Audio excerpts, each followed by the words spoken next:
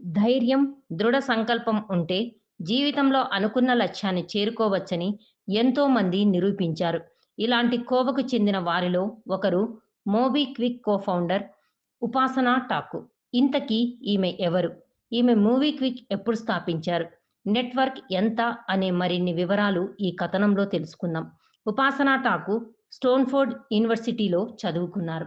చదువు పూర్తయిన తర్వాత 17 సంవత్సరాలు విదేశాలలో పనిచేశారు. సొంతంగా ఏదైనా సంస్థ స్థాపించాలనే ఉద్దేశంతో అమెరికాలో చేస్తున్న ఉద్యోగాన్ని వదిలి భారతదేశానికి వచ్చేశారు. కుటుంబ పరిస్థితి, వ్యాపారంలో వచ్చే ఆటుపోట్ల గురించి తెలిసినప్పటికీ ధైర్యంగా నిర్ణయం తీసుకొని ఆమె భర్త బిపిన్ ప్రీత్ సింగ్‌తో కలిసి మొబైల్ పేమెంట్, డిజిటల్ వాలెట్ సంస్థ మూవీపిక్‌ను 2009లో స్థాపించారు. ఇది అతి తక్కువ కాలంలోనే అపూర్వ విజయాన్ని సొంతం చేసుకుంది. దీంతో ఉపాసన ఠాకూర్ మోబిక్విక్ సీఈఓగా బాధ్యతలు స్వీకరించి కంపెనీ లాభాల బాటలో పయనించేలా చేశారు. ఒకప్పుడు చెప్పులు కొనలేని స్థితి, నేడు 3000 కోట్ల సామ్రాజ్యం స్థాపించారు.